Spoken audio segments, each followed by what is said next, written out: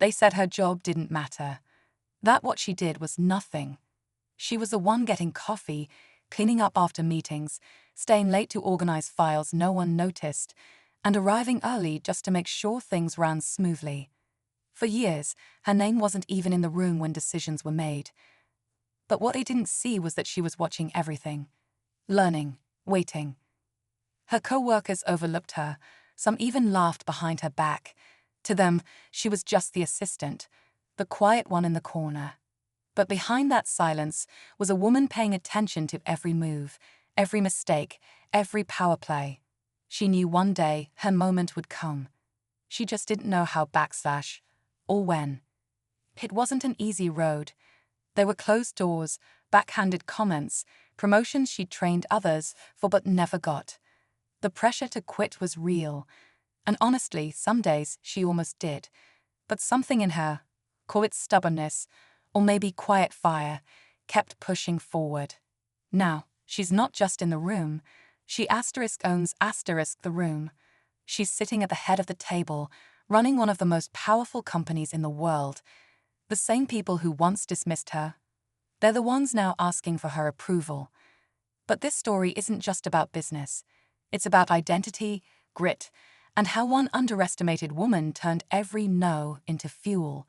It's about the cost of ambition and the price of being ignored.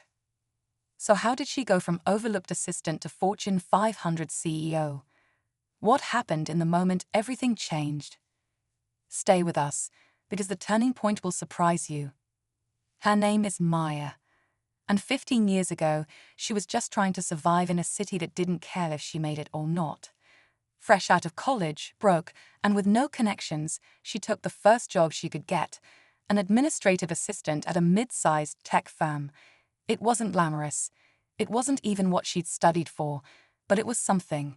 And Maya made the decision early on, if this is where she had to start, then she'd start here and learn everything they didn't think she needed to know. While others scrolled on their phones during meetings, she took notes. Real notes. She watched how executives made decisions, how deals were closed, how mistakes were covered up, and how silence could be more powerful than speaking. People underestimated her, and she used that to her advantage. They assumed she wasn't listening, but she was always listening. Over the years, the company changed. New management came in, departments restructured, and layoffs swept through like storms. Maya kept her head down, worked harder, and quietly moved up the ranks. But no matter how much she grew, someone was always ready to remind her where she started. You're good for someone who was just an assistant, they'd say, a backhanded compliment that stung more than it helped. Behind her calm smile was frustration, not just at the bias, but at the system built to keep people like her boxed in. And just when it seemed like things were finally shifting in her favor, something happened, something unexpected, and not in a good way. It was a moment that could have broken her, the kind that makes most people walk away. But Maya didn't walk away. She walked straight into the storm. What happened next changed everything. It started with a meeting Maya wasn't supposed to be in. A client presentation, high stakes, big names, numbers being thrown around like confetti. She was only there because someone forgot to print the updated slides, and she offered to fix it. Quietly, she stepped in, handed over the documents, and turned to leave. But then, one of the investors asked a question no one on the executive team could answer. Silence filled the room. Maya paused. She knew the answer. She'd read every line of that report 3 times. And then she spoke. That one moment lit a fuse. After the meeting, some called her bold. Others called her lucky. But behind closed doors, not everyone was happy. Especially one man, Daniel, a senior VP who'd built his career on charm and connections. He saw Maya's presence as a threat, not a win. He'd been passed over for promotion before, and now whispers were starting about Maya. People noticed her. The conflict wasn't loud at first, it was subtle. Projects she led suddenly shifted to someone else. Her ideas were shared in meetings, but her name left off the credits. Emails went unanswered.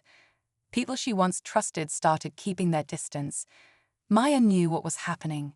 She'd seen it before, just never aimed at her. Outside the office, things weren't easier. Her father's health was declining. She was juggling hospital visits, paperwork, and late nights at the office.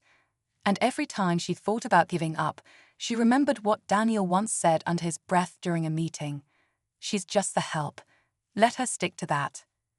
That sentence didn't break her. It burned into her mind. Maya felt the walls closing in. Every day it became harder to ignore the little snubs, the passive-aggressive comments, and the quiet sabotage. Daniel was relentless. He was making sure no matter how hard she worked, she wouldn't get the recognition she deserved. At first, it was just small things: an email that went missing, a phone call that was never returned. But soon it escalated. Her projects were delayed, her presentations dismissed as too risky, and her voice was drowned out by those who were happy to stay in line. The weight of it all started to wear her down. She'd wake up earlier than ever, pushing herself to get ahead, but the effort never seemed to be enough. And then the final blow came. The CEO, the one person who had always been in her corner, called a meeting. A big one. The kind that could change everything. Maya had been working on a pitch, a game-changing idea that could take the company to new heights. It was bold, innovative, and risky. But it was also exactly what the company needed to get out of the rut it had been stuck in for years. She knew this was her moment. If she could just make them see the value, if she could present this the right way, it would change everything. But just as the meeting was about to start, she found out something she didn't expect. Daniel was presenting the same idea. Her heart sank. This wasn't just sabotage anymore. This was personal. Maya didn't have the luxury of time. Her pitch was going to be overshadowed, her efforts dismissed. But as she walked into that room, the tension so thick you could cut it with a knife, something inside her snapped. She wasn't just going to sit back and let this happen. Not again. This time, the gloves were off. As Maya stepped into the meeting room, she saw Daniel at the front, presenting her idea as if it was his own. Her heart raced, but she forced herself to stay calm. She couldn't let him see how much he'd rattled her. The room was filled with the top brass, the people who could make or break her career. The tension in the air was suffocating. Maya's palms were sweating, but she kept her face neutral, pretending to focus on the slide deck Daniel was showcasing. Then came the unexpected. The CEO, Charles, interrupted. "This idea," he said, his voice cutting through the room, "this could revolutionize our approach. But I need to hear more from Maya." The room went still. Maya's breath caught in her throat. This wasn't supposed to happen. Daniel's confident smile faltered, but he quickly recovered, looking over at her with barely disguised disdain. She could feel his eyes drilling into her, daring her to take the bait, but Maya knew this was her only shot. She stood up, her voice steady, though inside, everything was unraveling. "This idea isn't just about changing the company. It's about redefining the market. We're at a crossroads. If we don't take risks now, we'll be left behind." She paused, letting the weight of her words sink in. She could see Charles leaning forward, intrigued. She was doing it. She was holding the room's attention. But then a second bombshell dropped. Charles turned to Daniel and said, "We've reviewed the numbers. We've already been working on a similar project for the past month. Maya, your plan, it's already in motion. You're not just pitching, you're taking over." Maya's heart skipped. This wasn't just about winning a pitch. She had just been handed control of a project she didn't know existed. The game had changed, but at what cost? Daniel's face turned pale, and Maya knew the stakes had just been raised higher than she'd ever anticipated. The room was frozen. Maya's mind raced as Charles's words sank in. She had just been handed the reins to a project she had no idea existed. Her heart pounded in her chest, the weight of the moment settling over her like a heavy cloak. Daniel, who had been so confident just minutes before, was now standing rigid, his eyes flickering between Maya and the CEO, his world falling apart. But there was no time to savor the victory. Maya had to move fast. As the meeting broke up, she felt the icy glare of Daniel on her back. He was cornered now, and cornered animals were the most dangerous. Maya knew this wasn't over, not by a long shot. She had to act quickly, take control of the narrative before he found a way to pull the rug out from under her. She gathered her team, pulling together a plan that would bring her vision to life fast. But as she dove into the project, something didn't sit right. The deeper she went, the more the pieces didn't add up. Her plan, the one she had just presented, was already in motion, but it wasn't quite the way she thought. The numbers, the strategy, it all seemed eerily familiar. That's when it hit her. It wasn't just the CEO who had been planning this project. Someone else had been quietly pushing the same idea for months. Someone who had been feeding her the information she needed to succeed. Maya's stomach dropped. It was Daniel. The project she thought she was taking over, the one she'd pitched so passionately, wasn't hers at all. He'd been orchestrating everything from behind the scenes, using her as a pawn in his own game. But the final twist came when Maya uncovered the truth. He had been using her to gather intel, to unknowingly refine the strategy he'd already perfected. And now he wasn't just her rival, he was her biggest threat. Maya took a deep breath, the weight of the revelation heavy on her shoulders. She couldn't let Daniel win.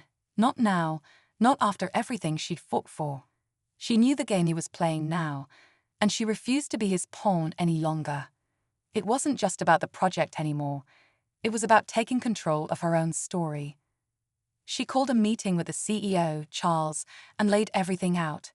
She told him about the plan Daniel had been running behind the scenes, the way he'd manipulated her into refining his strategy without her knowing. She laid out the details, showing how Daniel's version of the project had been built on the foundation of her hard work, but twisted to benefit only him. Charles listened, his face impassive. When Maya finished, he didn't immediately respond. The silence in the room was almost unbearable. Finally, he spoke, his voice calm but firm. "You've done something most people would never dare, taken a risk, and now you've uncovered a truth no one else had the courage to see. You're right. Daniel's playing a dangerous game, and it's time to end it." The next few days were a blur of meetings, decisions, and careful maneuvering. Maya's pitch wasn't just accepted, it was elevated. The project would move forward under her leadership, but this time, Daniel wouldn't be in the room. The board made their decision. Maya had earned her place, and Daniel, once a senior VP, was quietly escorted out of the company.